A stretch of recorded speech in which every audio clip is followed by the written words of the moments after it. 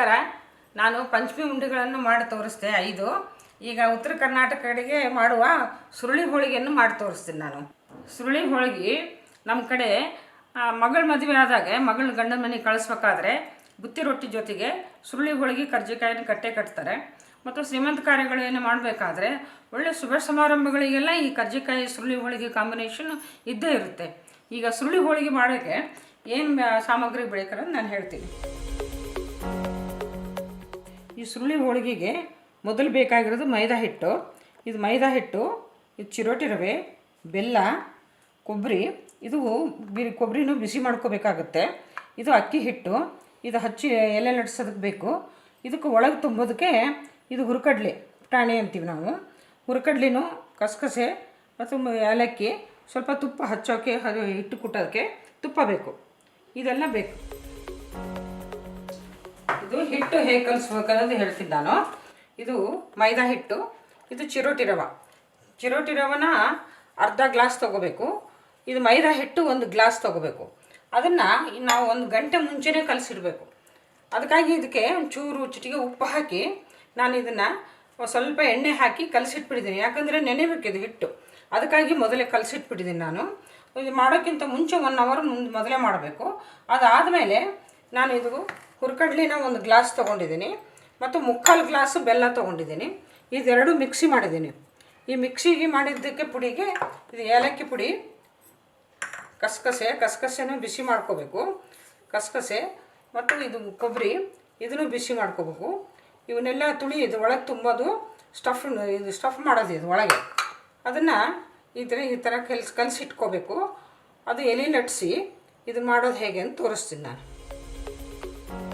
ಇದನ್ನು ಕಲಸಿದ ಹಿಟ್ಟನ್ನ ನೆನೆ ಇಟ್ಟಿದ್ದು ಇದನ್ನು ಸ್ವಲ್ಪ ಇಲ್ಲಿ ತುಪ್ಪ ಸವರಿ, ಇದಕ್ಕೂ ತುಪ್ಪ ಸವರಿ ಈ ಹಿಟ್ಟನ್ನ ಸ್ವಲ್ಪ ಜಜ್ಕೋಬೇಕು ನಾವು. ಇದನ್ನು ಹಿಂಗೆ ಕುಟ್ಟಬೇಕು. ಯಾಕಂದರೆ ಎಲೆಗಳು ನೈಸಾಗಿ ಬರ್ತವೆ, ಪೇಪರ್ ಥರ ಬರುತ್ತೆ. ಆ ಥರ ಬರಬೇಕಂದ್ರೆ ಇದು ಜಜ್ಕೋಬೇಕು ಸ್ವಲ್ಪ. ಈ ಹಿಟ್ಟು ಇದೆಯಲ್ಲ, ಆ ಹಿಟ್ಟನ್ನು ಇರೋ ಥರ ಪೇಡ ಥರ ಮಾಡ್ಕೋಬೇಕು. ಇದನ್ನು ನಾವು ಹಿಟ್ಟಿನಲ್ಲಿ, ಇದು ಅಕ್ಕಿ ಹಿಟ್ಟಿನಲ್ಲಿ ಎದ್ದಿ ಇದನ್ನು ಎಲೆ ಲಟ್ಟಿಸ್ಬೇಕು. ಇದು ರೌಂಡ್ ಬರಬೇಕು ಎಲೆ. ಅಕ್ಕಿ ಹಿಟ್ಟು ಹಾಕೋದ್ರಿಂದ ಇದು ಏನಾಗುತ್ತಂದರೆ ಪೇಪರ್ ಬಂದಂಗೆ ಬರುತ್ತೆ.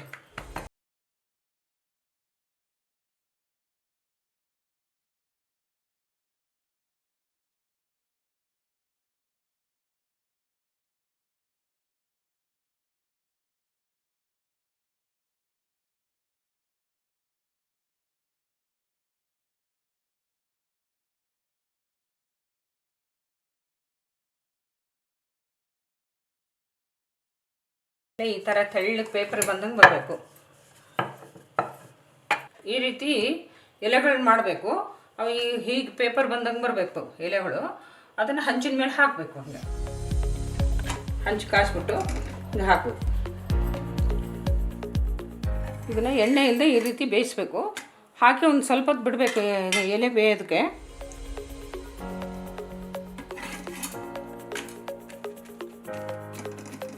ಏನಂದರೆ ಎಣ್ಣೆ ಹಾಕಲ್ಲ, ತುಪ್ಪ ಹಾಕಲ್ಲ. ಇದನ್ನು ಸುಮ್ಮನೆ ಇದಕ್ಕೆ ಇದು ಸ್ಟಫಿಂಗ್ ತುಂಬಿ ಮಾಡ್ಕೊಂಬಿಡೋದು. ಈ ರೀತಿ ಹಾಕಿದ್ದಕ್ಕೆ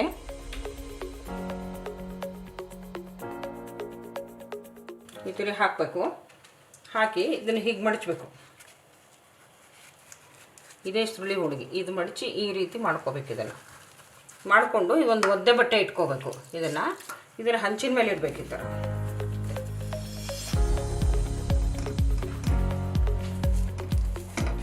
ಇದು ಯಾಕೆ ಒತ್ತಬೇಕು ಅಂದರೆ ಇದು ಬಾಯಿ ಬಿಡಬಾರ್ದು ಅನ್ನೋ ಸಲುವಾಗಿ ಈ ರೀತಿ ಒದ್ದೆ ಬಟ್ಟೆ ತೊಗೊಂಡು ಒತ್ತಬೇಕು.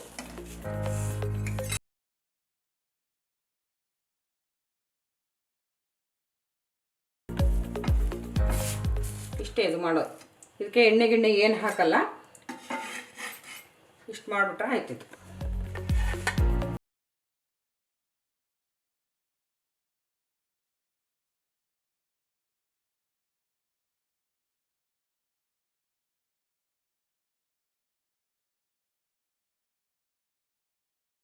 ದೇಶಿ ಮಂಡಿಗೆ ಇದ್ದಂಗೆ ಇದು.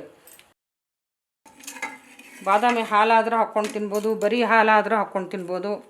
ಇಲ್ಲ ಬರೀ ಅದು ಇಲ್ಲ ಅಂದರೆ ಬರೀ ತುಪ್ಪನಾದರೂ ಹಾಕ್ಕೊಂಡು ತಿನ್ಬೋದು, ಚೆನ್ನಾಗಿರುತ್ತೆ ಇದು.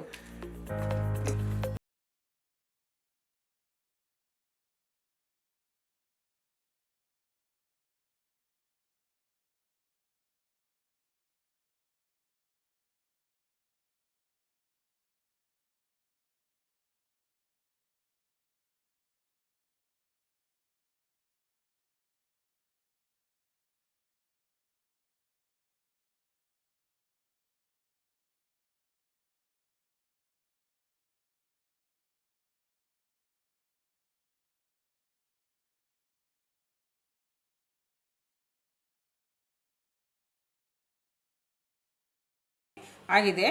ಈ ಸುರುಳಿ ಹೋಳಿಗೆ ಅಂದ್ರೇನು, ಈ ರೀತಿ ಇರಬೇಕು ಒಳಗೆ, ಅಂದರೆ ನಾವು ಒಳಗೆಲ್ಲ ತುಳಿ ಹಾಕ್ಬಿಟ್ಟು ಈ ರೀತಿ ಮಡಚಿಕ್ಬೇಕು. ಇದು ಒಂದಿನ ಎಲ್ಲ ಒಣಗಿಸ್ಬೇಕು ನಾವು, ಗಾಳಿಗೆ ಹಾಕಿ ಪೇಪರ್ ಮೇಲೆ ಮುಚ್ಚಿಡಬಾರ್ದು, ಪೇಪರ್ ಮೇಲೆ ಒಣಗಕ್ಕೆ ಹಾಕಬೇಕು. ಇವೆಲ್ಲ ಕುರುಕುರು ಅಂತವೆ. ಆ ಕುರುಕುರು ಅಂದಾಗ ಈ ಮಂಡಿಗೆ ಟೈಪ್ ಆಗುತ್ತೆ ಇದು. ಅವಾಗ ನಾವು ತುಪ್ಪ ಹಚ್ಕೊಂಡಾದರೂ ತಿನ್ಬೋದು, ಇಲ್ಲ ಈ ಬಾದಾಮಿ ಎಲೆ ಹಾಕ್ಕೊಂಡು ಮುರ್ಕೊಂಡು ಬಾದಾಮಿ ಎಲೆ ಹಾಕ್ಕೊಂಡು ತಿನ್ಬೋದು, ತುಂಬ ಚೆನ್ನಾಗಿರುತ್ತೆ. ಇದು ಸುರುಳಿ ಹೋಳಿಗೆ ರೆಡಿ ಆಗಿದೆ.